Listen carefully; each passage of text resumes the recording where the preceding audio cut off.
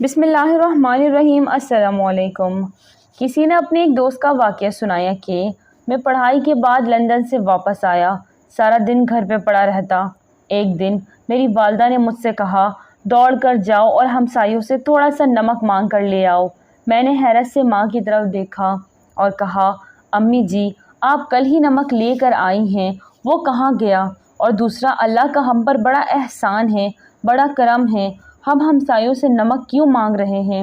میری ماں نے ہنس کر کہا تم پہلے نمک لے کر آؤ، میں تمہیں پھر بتاؤں گی۔ میں برا سا منہ بنا کر چلا گیا۔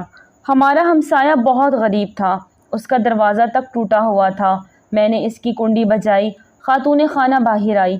میں نے اسے سلام کیا اور بتایا میں آپ کے ہمسائے خواجہ صاحب کا بیٹا ہوں، لندن سے آیا ہوں، میری والدہ کو تھوڑا سا نمک چاہیے، اگر ہو سکے تو آپ دے دیجیے۔ خاتون کے چہرے پر مسکراہٹ آ گئی، وہ اندر گئی، چھوٹی سی کٹوری میں تھوڑا سا نمک ڈال کر لے آئی اور مسکرا کر بولی بیٹا امی کو میرا سلام کہنا اور پھر کہنا آپ کو اگر مزید بھی کسی چیز کی ضرورت ہو تو آپ منگوا لیجئے گا، میرے پاس آج فریش بھنڈیاں بھی ہیں۔ میں نے اس کا شکریہ ادا کیا اور نمک لے کر آ گیا۔ میں والدہ سے بہت ناراض تھا، مجھے نمک مانگتے ہوئے بڑی شرم آئی تھی۔ میری والدہ نے مجھے دیکھ کر کہکا لگایا اور میرے سر پر ہاتھ پھیر کر بولی بیٹا یہ لوگ غریب ہیں، یہ روز مجھ سے کھانے کی کوئی نہ کوئی چیز مانگتے ہیں۔ ان کے بچے شروع میں جب ہماری بیل بجاتے تھے تو مجھے ان کی آنکھوں میں شرمندگی اور بے عزتی محسوس ہوتی تھی۔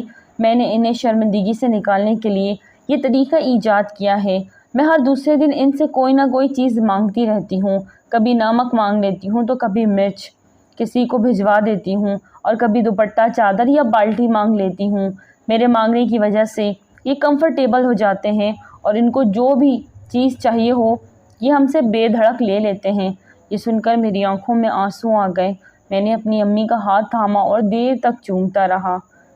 میری ماں نے اس کے بعد مجھے زندگی کا شاندار ترین سبق دیا۔ انہوں نے فرمایا بیٹا اپنے غریب ہمسایوں، رشتہ داروں اور دوستوں سے چھوٹی چھوٹی چیزیں مانگتے رہا کرو، اس سے ان کی انا کی بھی تگڑی رہتی ہے اور ہمارا بھی ان سے تعلق قائم رہتا ہے۔ میں نے ایک بار پھر اپنی ماں کا ہاتھ چوم لیا۔ میری والدہ نے شام کو میرے ذریعے اس ہمسائے کے گھر سالن بھی بھجوا دیا۔ میں گوشت کا ڈونگا لے کر گیا اور ان سے تھوڑی سی بھنڈیاں مانگ کر لے آیا۔ اس رات مجھے طویل عرصے بعد لمبی اور پرسکون نیند آئی۔ یہ کیا شاندار واقعہ ہے اور بے مثال سبق ہے۔ میں نے جب یہ سنا تو میرے سامنے بھی درجنوں واقعات کھل گئی۔ میرے والد بھی اپنے دوستوں سے تمباکو اور حقے کے لیے گڑ منگوایا کرتے تھے۔ یہ سلسلہ اس وقت بھی جاری رہا جب ان کا حلقہ عملاً بند ہو چکا تھا۔ ہمارے گھر میں 10-15 کلو تمباکو ہر وقت رہتا، مگر وہ اس کے باوجود مزید منگواتے رہتے۔ میں نے ایک دن ان سے اس عجیب و غریب شوق کے بارے میں پوچھا تو انہوں نے ہنس کر جواب دیا میرے دوست بوڑھے ہو چکے ہیں، یہ اکیلے بھی ہیں اور یہ زندگی کی دوڑ میں پیچھے بھی رہ گئے ہیں۔ مجھے تمباکو پہنچانا ان کی زندگی کی واحد ایکٹیویٹی ہے۔ میں انہیں فون کر کے فرمائش کرتا ہوں، یہ خوش ہو جاتے ہیں، یہ اس بہانے اسلام آباد آتے ہیں، میں انہیں ڈاکٹروں کو دکھا دیتا ہوں، 2-3 دن ان کی خدمت کرتا ہوں، واپسی پر انہیں جوتے اور کپڑے بھی لے کر دیتا ہوں اور ہم 1-2 دن ہنس کھیل بھی لیتے ہیں۔ مجھے اس وقت والد کی منطق سمجھ نہیں آتی تھی، لیکن جب میں نے نمک کا واقعہ سنا تو مجھے والد، تمباکو اور ان کے سارے پینڈو دوست یاد آ گئے اور پھر میں دیر تک سوچتا رہا ہماری بزرگ نسل کتنی شاندار اور وسیع القلب تھے، یہ کس طرح لوگوں کو اپنے ساتھ جوڑ کے رکھتے تھے، جبکہ ہم تقسیم در تقسیم نسل ہیں، ہمارا اپنی ذات کے ساتھ بھی تعلق ٹوٹ چکا ہے۔ لاہور میں میرے ایک دوست رہتے تھے، اللہ تعالیٰ انہیں جوار رحمت میں جگہ دے۔ میں جب بھی ان سے ملنے جاتا وہ کسی نہ کسی ریستوران میں دعوت کر دیتے تھے، 10-15-20 لوگوں کو انوائٹ کرتے تھے اور آخر میں بل ہمیشہ اپنے کسی نہ کسی غریب دوست سے دلواتے تھے۔ مجھے ان کی یہ حرکت بہت بری لگتی تھی۔ میں سوچتا تھا یہ کیا چول حرکت ہے، وہ بیچارہ ہمارے سامنے موٹر سائیکل یا رکشے پر آیا ہے اور شاہ صاحب نے اسے 10-15 ہزار روپے کا بل ٹھونک دیا۔ اللہ تعالیٰ نے انہیں انتہائی خوشحال بنا رکھا ہے، انہیں کم از کم یہ چول نہیں مارنی چاہیے۔ میں کئی برس تک شاہ صاحب کی اس حرکت پر کوڑتا رہا، لیکن پھر ایک دن شاہ صاحب پکڑے گئے۔ میں واش روم میں تھا، شاہ صاحب اپنے غریب دوست کو پکڑ کے واش روم میں لے گئے۔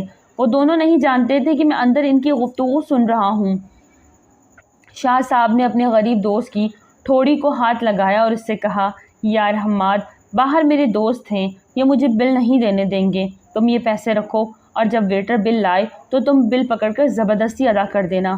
اگر میرے دوست ضد کریں تو میں ان سے کہوں گا یہ دعوت حماد کی طرف سے تھی، لہٰذا بل یہی دے گا، پلیز میرا پردہ رکھنا۔ حماد نے آہستہ آواز میں سرگوشی کی، شاہ جی آپ پیسے رہنے دیں، بل میں دے دوں گا۔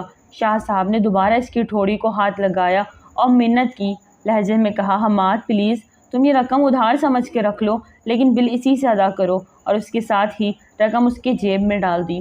وہ دونوں واش روم سے نکل گئے تو میں بھی آنکھیں صاف کرتا ہوا باہر آ گیا۔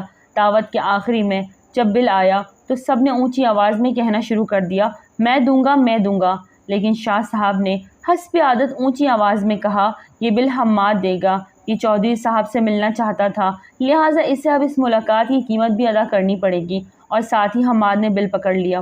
میں نے یہ واقعہ بعد ازاں بے شمار لوگوں کو سنایا اور ہر بار ان سے درخواست کی، آپ جب بھی اپنے پرانے اور بچپن کے دوستوں سے ملیں شاندار کھانا منگوائیں، اور جب بل کی باری آئے تو بل اٹھا کر اپنے سب سے غریب دوست کے حوالے کر دیں، اور ساتھ ہی میز کے نیچے سے اسے رقم پکڑوا دیں، اس سے اس کا بھرم بھی رہ جائے گا، دوستوں میں اس کی عزت بھی بڑھ جائے گی اور آپ کا اس کے ساتھ تعلق بھی گہرا ہو جائے گا۔ ناظرین ویڈیو اچھی لگے تو لائک کریں، چینل کو سبسکرائب کریں اور دعاؤں میں یاد رکھیں۔ السلام علیکم۔